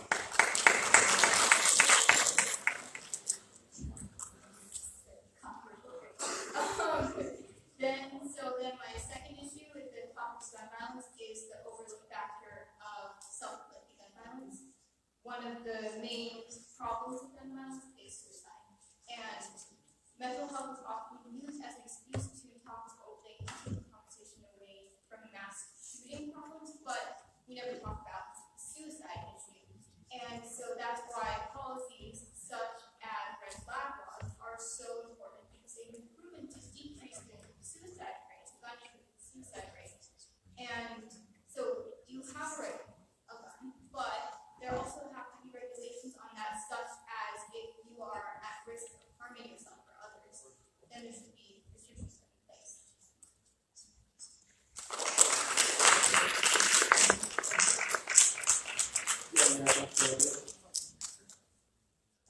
I just kind of want to piggyback off of what Julie said earlier. In the 2 years after 9/11, the mass media shifted its focus towards terrorism and away from mass shootings. In those 2 years, less mass shootings were committed because the copycat effect was not as strong. Since people weren't seeing as many mass shootings portrayed on the news, there wasn't the glorified effect that some admittedly psychos would get from seeing those mass shootings on the news. Additionally, the odds of being hurt by a mass shooting are very low. You're more likely to be struck by lightning or hit by a car, for example. Additionally, the number of crimes that have been committed by sharp or blunt objects were approximately 5 times the amount of gun crimes committed in the U.S. in the last few years.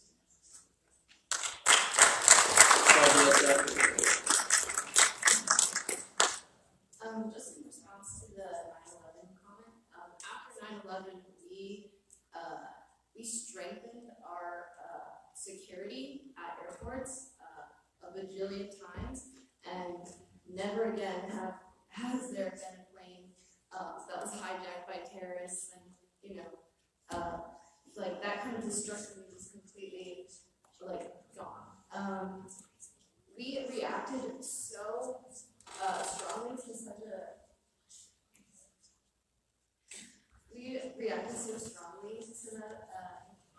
to that, and then we completely overlooked the epidemic of mass shootings that has also been taking place.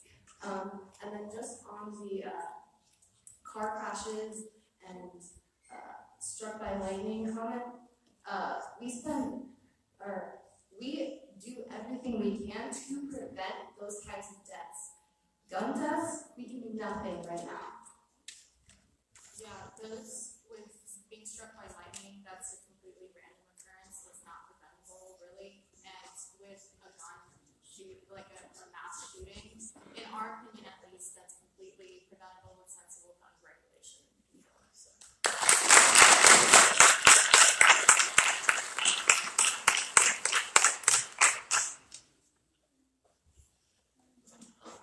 Well, with the 9/11 comment, as we said at the start, the position for us is that gun rights are a natural right.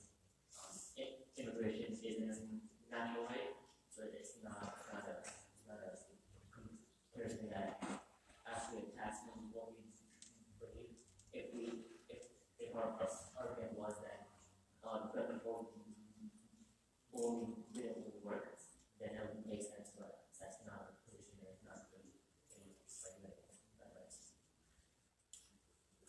also, if your intention is to commit a mass casualty attack, you're not going to attack an airport because you know there's security and you know you're not going to get far. Unfortunately, obviously, human nature, you're not going to stop suicide and you're not going to stop murder just by getting one particular weapon. There are mass stabbings in China and the UK, specifically London, that rival our mass shootings on a massive scale.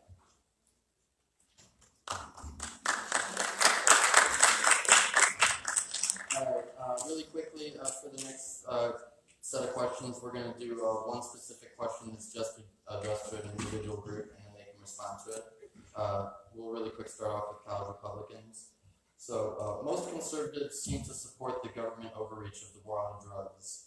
How do you justify this, given that in order to ban alcohol required a constitutional amendment? The war on drugs is a complicated issue, and our position, I know that's a pretty obvious point. With drugs like marijuana, classified as a Schedule I drug, that just, it shouldn't be the policy. I think it's nuanced with certain other drugs like maybe fentanyl or heroin. I think that when you get to that point, government has a more responsibility to act in certain capacities. But the specifics of those capacities, what we've been doing, has not been working. The more we fight, the more we seem to come. So obviously, with drugs like marijuana, those need to be legalized. But I think government has a responsibility to combat drugs like fentanyl, like opioids, like heroin, that are destroying our communities and murdering our people.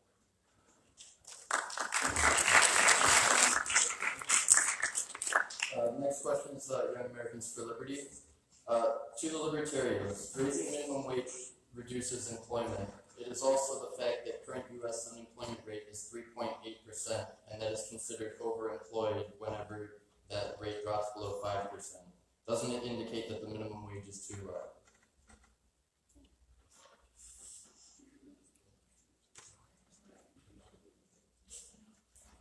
I'm simply reading questions, so don't what me.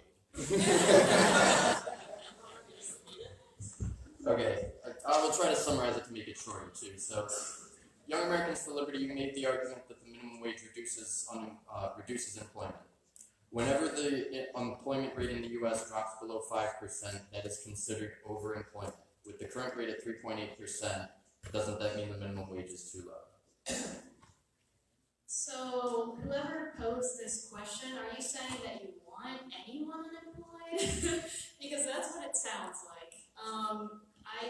I don't know where the 5% definition of overemployment came from, but I'd say that everyone who wants a job should be able to have a job. So, if we're going to raise minimum wage to decrease the number of people employed, that just doesn't make sense to me.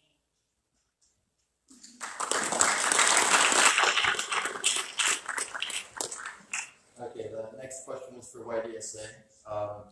If socialism is so great, why are all these immigrants coming to the land of free market and capitalism? Why don't they go to socialist countries like Venezuela?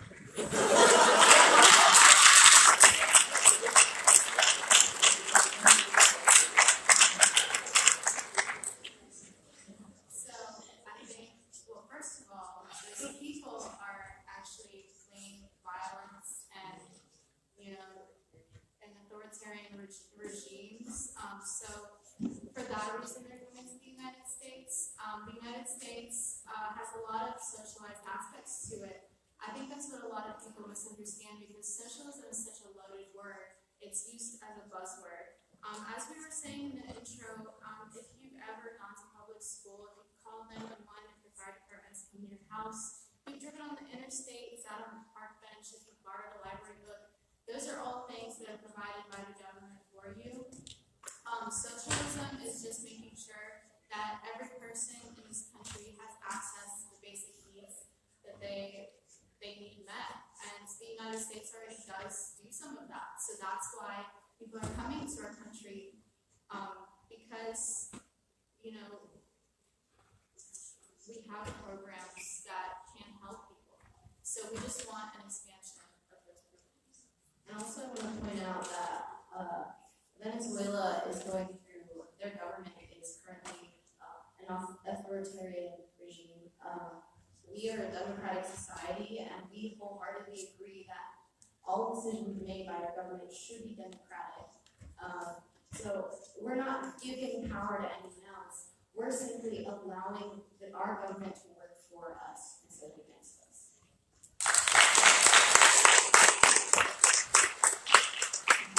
Last individual group question is for the UC Democrats. If you support raising the minimum wage but also support allowing immigrants to come here, doesn't that essentially force immigrants directly onto welfare since their skills would fall below the minimum wage that you desire?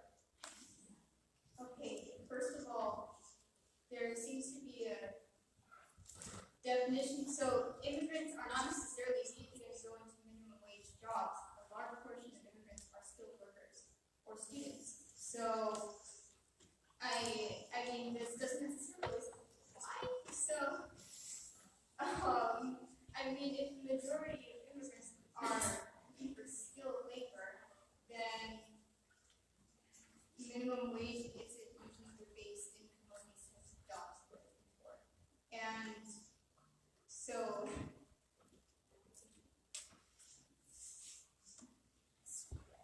and also I just believe that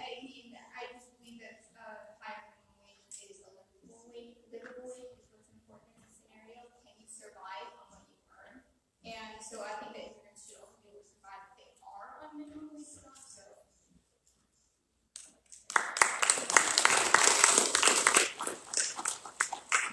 Okay, and then we'll go back to questions that address to everybody. Automation and foreign labor markets increasingly threaten many paid jobs in America. How would you respond to this unprecedented rise in structural unemployment? Whoever would like that.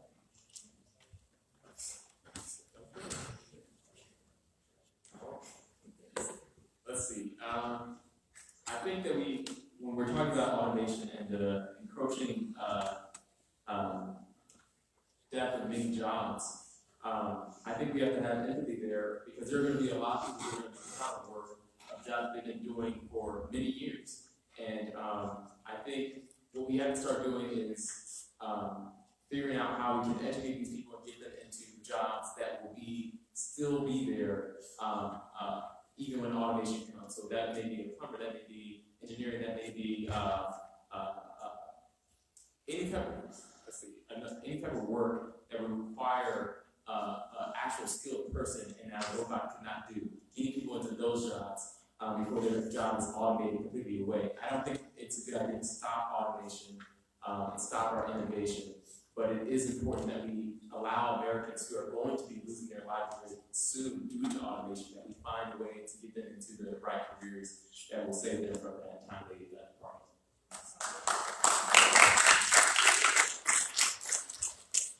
Anybody else? Oh, I got it right.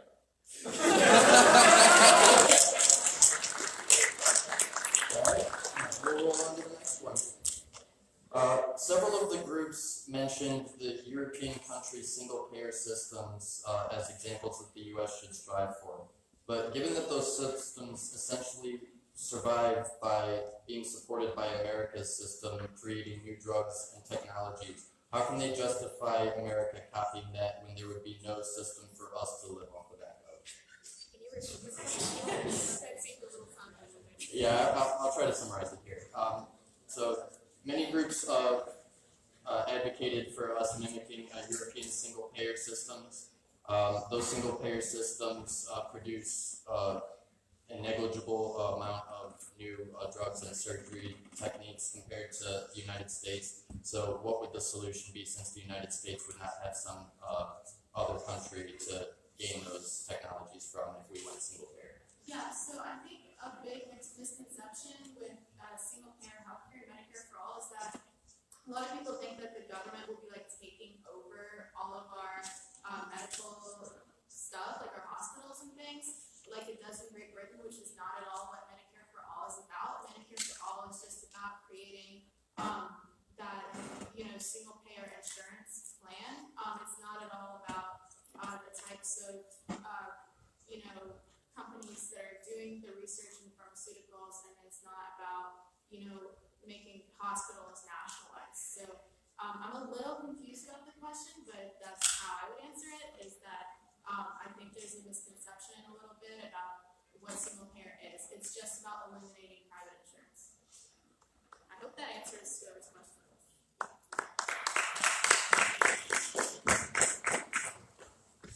Any other group have a take? Fellow Republicans?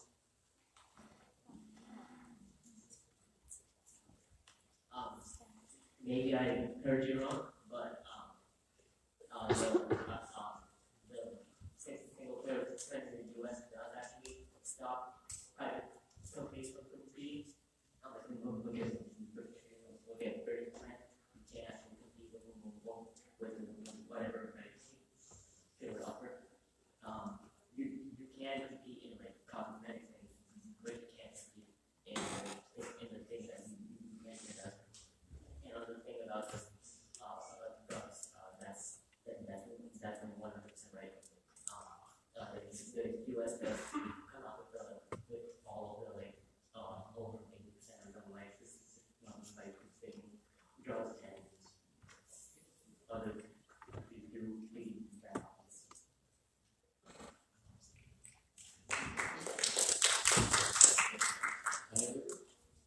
All right. We're going to do one final question here. Can each representative quickly name a single belief that strays away from the dogma of their respective party platform, showing that they do in fact think for themselves rather than being told what to think?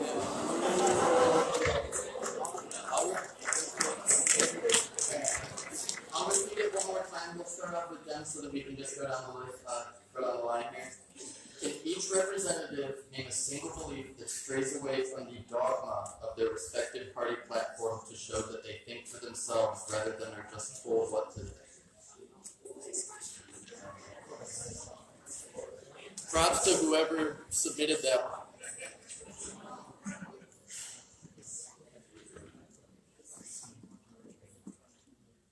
Sorry, I don't know what to say because usually my beliefs come from what I read and then it most aligns with the party, so that's how I vote. So I was thinking really hard about this to come up with a specific issue for this party. But off the top of my head, I started to come up with something. I know there are things because I don't always agree with the Democratic Party on many topics, but on the spot, I'm struggling to come up with something. Fair enough. Next rep. Oh no, each rep they were asking. I would probably say, at least along the lines of libertarians, when it comes to social issues, typically government has a hands-on, very approach to it, and that it's, when, social issues, it is much of your individual freedom.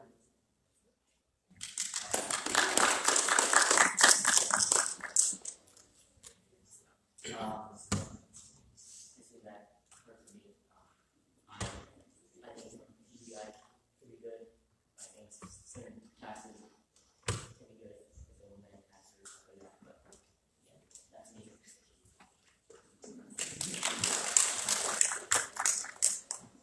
I don't believe that we should be flooding the Middle East and other foreign regions with our troops, even though large subsections are already still losing.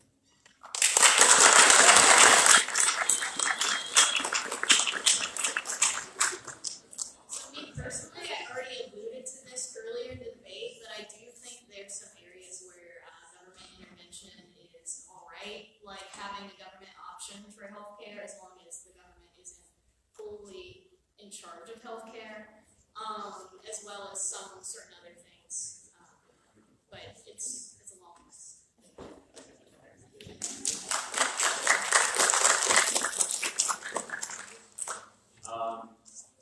I guess I think, I don't know if libertarians talk about this a lot, I really don't, but I think that white supremacy is an issue that America has not adequately addressed.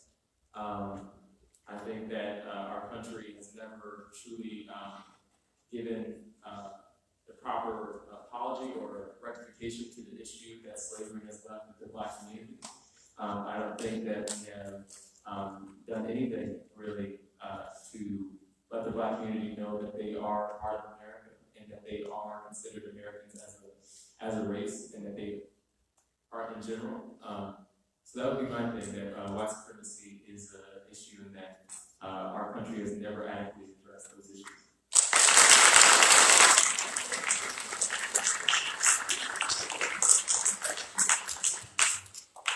So I want to say I don't have an answer to this question because in general, we each have a set of ideologies that feeds into our political beliefs, that feeds into, that basically governs what we believe in each policy act. I just can't answer that question.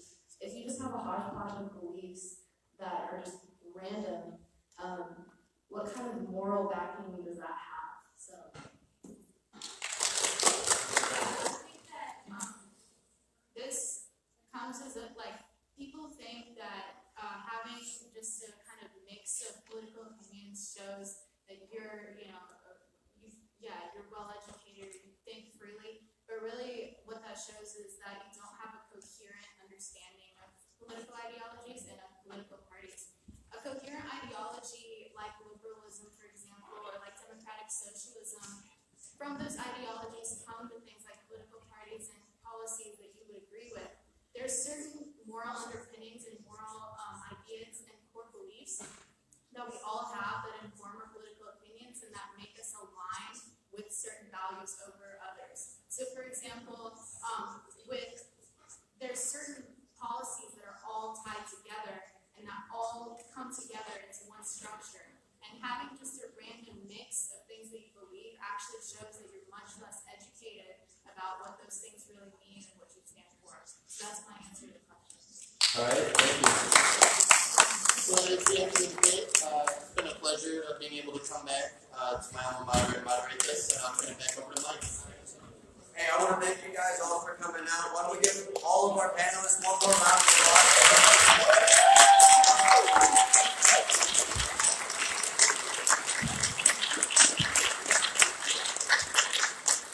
I just want to say thank you for everyone for coming out. We do have a survey that has been emailed out to you. Please take the time to fill it out, look it over, and it's just going over the debate and what you thought about it, things like that. And for anyone interested, we will be having a social after party. A lot of us are going to be going to Max, and we're going to be asking the manager to turn the Democratic debate on. So if you'd like to come and join us, please feel free. But other than that, thank you all for coming, and yeah, have a great rest of your day.